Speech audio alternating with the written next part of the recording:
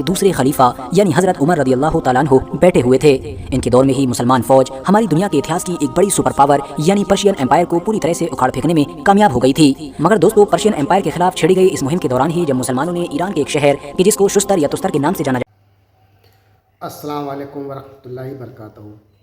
امید ہے آپ سب خیرت سے ہوں گے۔ میں بھی الحمدللہ اللہ کا لاکھ لاکھ شکر ہے خیرت سے ہوں۔ اور انشاءاللہ جس ویڈیو پہ لیکچر نہیں آ رہے ہیں RH نیٹورک چینل کا نام ہے، ان کے چینل کا لنک میں ڈسکرپشن باکس میں دے دوں گا، آپ لوگوں نے چینل سبسکرائب کریے گا اور میری ویڈیو کو انت تک دیکھیے گا۔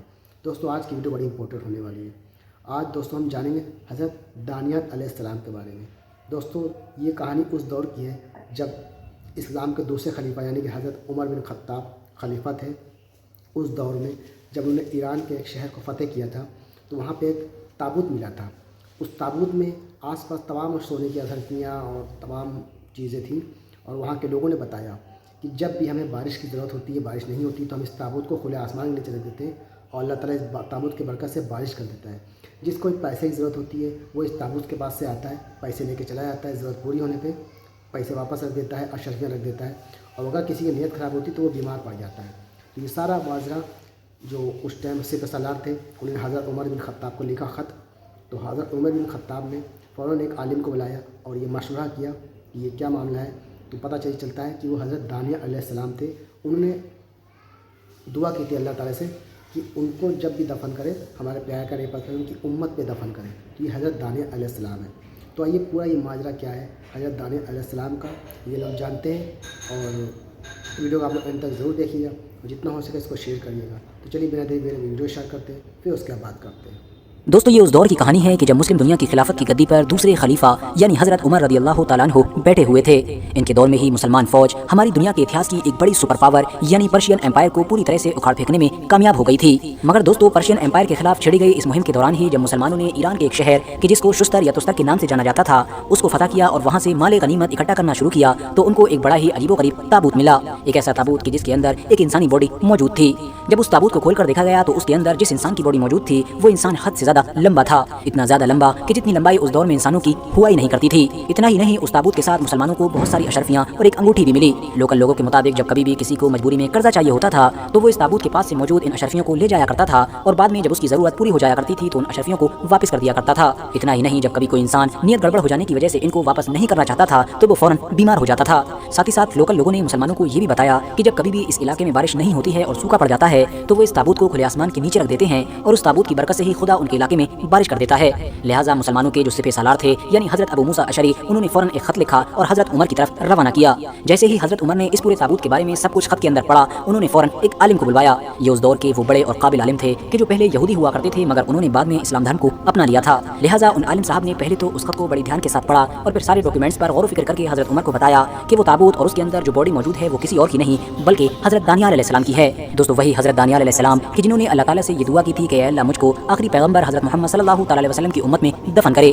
آپ کو بتاتے چلیں کہ جیسے ہی حضرت عمر کو ان تمام چیزوں کے بارے میں خبر ہوئی، انہوں نے فوراً اپنے سپہ سالار کو جواب لکھا اور اس میں لکھا کہ یہ حضرت دانیال علیہ السلام ہیں، اسی لیے تم فوراً رات کے اندھیرے میں ہی 13 الگ الگ جگہوں پر قبر کھودو، اور یہ 13 ایسی جگہ ہوں کہ جس کی خبر کسی کو بھی نہ ہو، اور ان میں سے ہی کسی ایک قبر میں حضرت دانیال علیہ السلام کو دفنا دو۔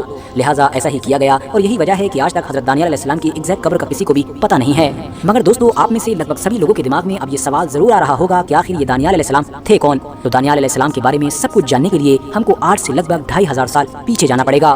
دوستو، یہ اس دور کی کہانی ہے کہ جب بنی اسرائیل کی حکومت سقطیہ نام کے ایک بادشاہ کے ہاتھوں میں ہوا کرتی تھی۔ یہ بادشاہ نہ صرف سست اور ناکامیاب تھا بلکہ حد سے زیادہ عیاش بھی تھا، ہمیشہ برے کاموں میں ہی لگا رہتا تھا۔ اس کے دربار میں بھی یا تو جھوٹے نجومی موجود تھے یا پھر اسی کی طرح مکار لوگ۔ ایون بنی اسرائیل کے عام لوگ بھی اپنے بادشاہ کے ساتھ ہر چھوٹے بڑے گناہوں میں شامل رہا کرتے تھے اور خوب شوق کے ساتھ آئے دن گناہ کرتے رہتے تھے۔ وہ سارے پروفیٹس یعنی پیغمبر کہ جو وقت وقت پر ان لوگوں کو سیدھا راستہ دکھانے کے لیے بھیجے جاتے تھے، یہ ان کو یا تو قتل کر دیا کرتے تھے یا پھر قید میں ڈال دیا کرتے تھے۔ ایک بار کی بات ہے کہ مصر کے ایک فرعون کے جس کا نام نقو تھا، اس نے اپنی ایک بے انتہا خوبصورت کنیز کو بنی اسرائیل کے حکمران یعنی سقیہ کے پاس بھیجا۔ یہ کنیز دراصل دوستو آپس میں دوستی قائم کرنے کے لیے ایک تحفے کے طور پر بھیجی گئی تھی، مگر ساتھ ہی میں مصر کے فرعون کی طرف سے یہ شرط بھی رکھی گئی تھی کہ میری یہ بے انتہا خوبصورت کنیز اپنے دھرم کو نہیں بدلے گی بلکہ مصر کے پرانے خداؤں کے بتوں کی ہی عبادت کیا کرے گی۔ اتنا ہی نہیں، فرعون کی طرف سے یہ بھی شرط رکھی گئی کہ اس کنیز کو حاصل کرنے کے لیے سقیہ کے جو بنی اسرائیل کا بادشاہ تھا اس کو بھی اپنے خدا کو چھوڑ کر مصر کے خداؤں کے بتوں کی ہی عبادت کرنا ہوگی۔ مگر ظاہر ہے سقیہ بھی اس خوبصورت کنیز کے عشق میں اتنا پاگل ہو گیا تھا کہ وہ ہر شرط ماننے کے لیے تیار تھا۔ लेकिन याद रहे कि ये वो दौर था कि जब दुनिया में बाबुल की सल्तनत सुपर पावर की हैसियत रखा करती थी। लिहाजा जैसे ही बाबुल के बादशाह यानी बख्त नसर को इस बारे में खबर मिली कि मिस्र और यरूशलेम की सल्तनतें आपस में दोस्ती का हाथ बढ़ा रही हैं, तो उसको अपने लिए खतरा महसूस हुआ। उसने फौरन बनी इसराइल की सल्तनत की राजधानी यानी यरूशलेम पर हमला करने का फैसला किया और देखते ही देखते यरूशलेम शहर को चारों तरफ से बख्त नसर की फौज की तरफ से घेर लिया गया। मगर हैरानी की बात तो ये है कि जिस वक्त बाबुल की फौज यरूशलेम शहर को चारों तरफ से घेरे खड़ी हुई थी, उस वक्त भी बनी इसराइल का ये बादशाह यानी सख्तिया बीच मैदान में खेमा लगाकर अय्याशियां कर रहा था। लिहाजा बिल्कुल उसी वक्त ही बाबुल की फौज सीधे यरूशलेम शहर में दाखिल हो गई। रास्ता में जो भी मिलता उसको एक एक करके कत्ल कर दिया जाता। इस तरह से हजारों यहूदियों को कत्ल किया गया। इतना ही नहीं, बाकी जितने भी बचे उनको कैदी बना लिया गया। आपको बताते चलें कि शहर को पूरी तरह से फतह कर लेने के बाद बाबुल के बादशाह यानी बख्त नसर ने यहूदियों को यह ऑर्डर दिया कि वो अपने हाथों से ही अपनी सबसे मुकद्दस जगह यानी हैकल सुलेमानी को पूरी तरह से बर्बाद करें। लिहाजा यहूदियों ने रोते हुए अपनी ही सबसे मुकद्दस जगह को पूरी तरह से तबाह कर दिया। उसके बाद बख्त नसर पूरी की पूरी बनी इसराइल कौम को यानी यहूदियों को भेड़ और बकरी की तरह हाँकते हुए कैदी बनाकर अपने शहर बाबुल की तरफ ले गया। इन कैदी बनाए गए लोगों में हजरत दानियल अलैहिस्सलाम भी थे, जो उस दौर में जवान हुआ करते थे। लिहाजा इस तरह से अब बनी इसराइल यानी यहूदियों ने बाबुल शहर में अपनी जिंदगी कैदियों की तरह गुजारना शुरू कर दी। इतिहासकारों के मुताबिक एक बार बाबुल के बादशाह यानी बख्त नसर ने एक ख्वाब देखा।